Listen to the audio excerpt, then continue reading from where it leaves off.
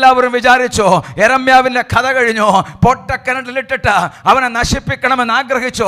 എന്നാൽ ദൈവം എബെദ്മെലെക്കിനോട് സംസാരിച്ചു, ദൈവം രാജാവിനോട് സംസാരിച്ചു. യെരമ്യാവിനെ പൊട്ടക്കിണറ്റിൽ നിന്ന് മേലെ കൊണ്ടുവന്ന് അവനെ അത്ഭുതകരമായി വിടുവിച്ചെങ്കിൽ ഇന്ന് പകൽ വചനം കേൾക്കുന്ന ദൈവത്തിന്റെ പൈതലെ, നിനക്ക് വേണ്ടി പ്രവർത്തിക്കുന്ന മഹാവീരനായ ശക്തനായ ഒരു ദൈവമുണ്ട്. ആരെല്ലാം എതിർത്താലും, എത്ര വലിയ ശക്തികൾ എതിർത്താലും അതിന്റെ നടുവിൽ ജയം തരുന്ന ഒരു ദൈവമുണ്ട്. ಜಯ ಕೊಡುವಂತಹ ಒಬ್ಬ ದೇವರಿದ್ದಾನೆ. ಯೆರೆಮ್ಯ ಈ ವೇದನೆಯ ಮಧ್ಯದಲ್ಲಿ ನೀನು ಮೋಸ ಮಾಡಿದೆ ಅಂತ ಹೇಳಿಬಿಟ್ಟು ಬೈಬಲ್ ಮುಚ್ಚಿಟ್ಟು ಹೋಗಲಿಲ್ಲ ಅವನು. ಬೇಡ ದೇವರು ಅಂತ ಹೇಳಲಿಲ್ಲ ಅವನು. ತುಂಬ ಜನ ಹಂಗೇನೆ, ಕಷ್ಟ ಬರುತ್ತೆ, ರೋಗ ಬರುತ್ತೆ, ವೇದನೆ ಬರುತ್ತೆ, ಅಯ್ಯೋ ಪಾಸ್ಟ್ರೇ ದೇವ್ರು ಹಿಂಗೆ ಮಾಡಿಬಿಟ್ರಲ್ಲ, ದೇವ್ರು ಚರ್ಚಿಗೆ ಬಂದರು ಸತ್ತೋಗ್ಬಿಟ್ರಲ್ಲ, ಇಷ್ಟೆಲ್ಲ ಹೇಳ್ತಾರೆ.